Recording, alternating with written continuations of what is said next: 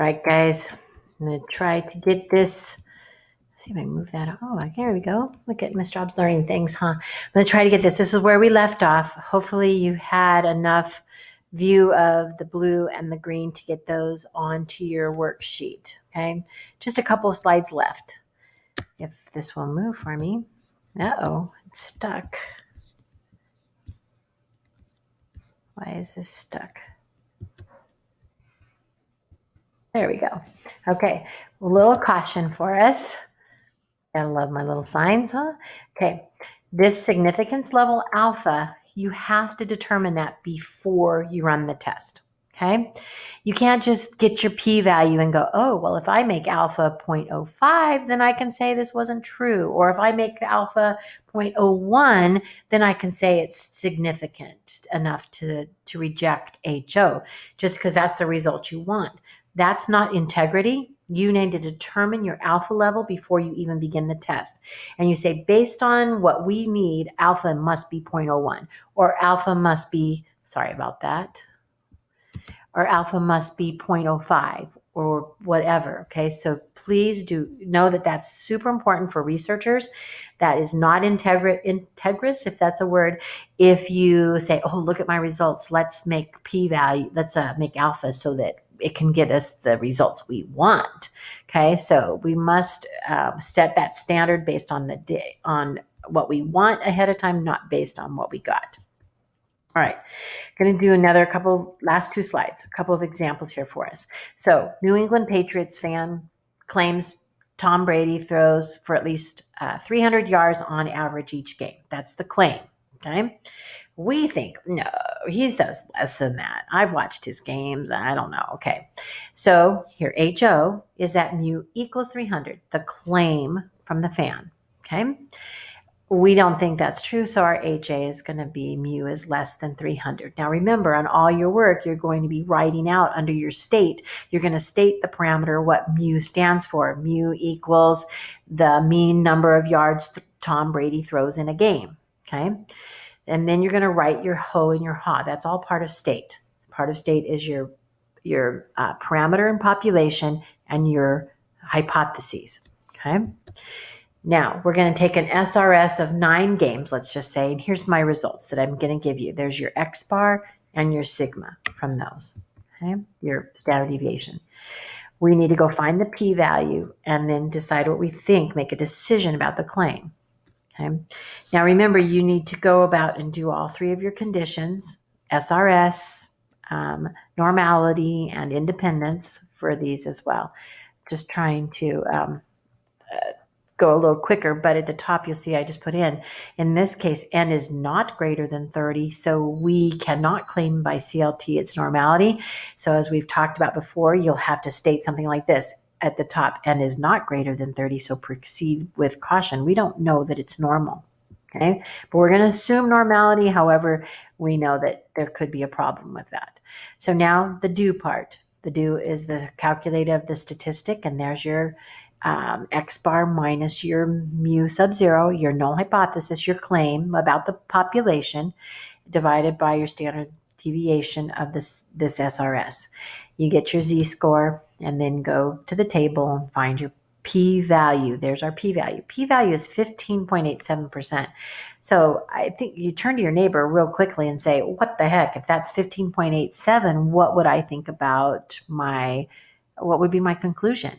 Would I reject HO or would I fail to reject HO? We've not set an alpha here, so if alpha is not set, then we use 0.05. Hopefully you guys notice this value is pretty high. That is definitely bigger than 5%. It's bigger than 10%, even if we were given a p-value of 0.10. So we can say it doesn't appear that the fan's claim is unreasonable. It's not unreasonable. It's very possible. It's probable more so than not. It's not a high probability that it's true, but it's not, we don't have enough evidence to reject HO. So we're going to fail to reject it at this time. Okay. And remember that your standard deviation formula there I just came up with, that is 5. So when you need that value to go draw your sketch. And here's just a quick little sketch of that. If you can see that with this little thing here, here's your 295 X bar, your 300 for your mu sub 0, and then you shade it up to that point. Now, how do you know what to shade? Well, you know your standard deviation is 5, so we're 1 standard deviation below the mean there, yeah? And then you're guessing about 15, 16% of the area under the curve when you're making your sketches.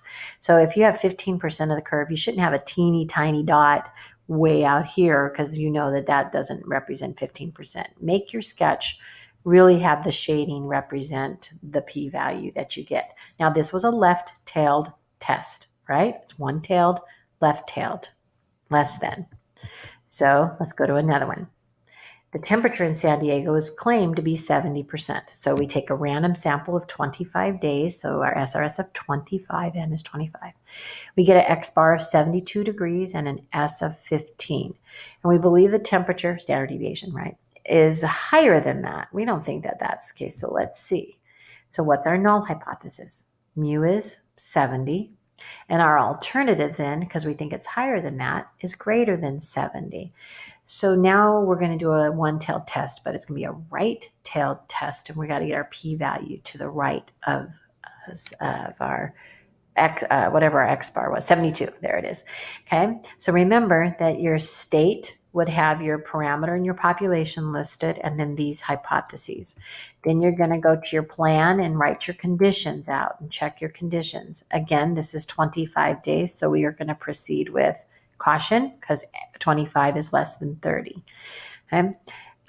Your standard deviation there that you see that I just popped in is going to be 3. So on your sketch, you mark off the 3s, right?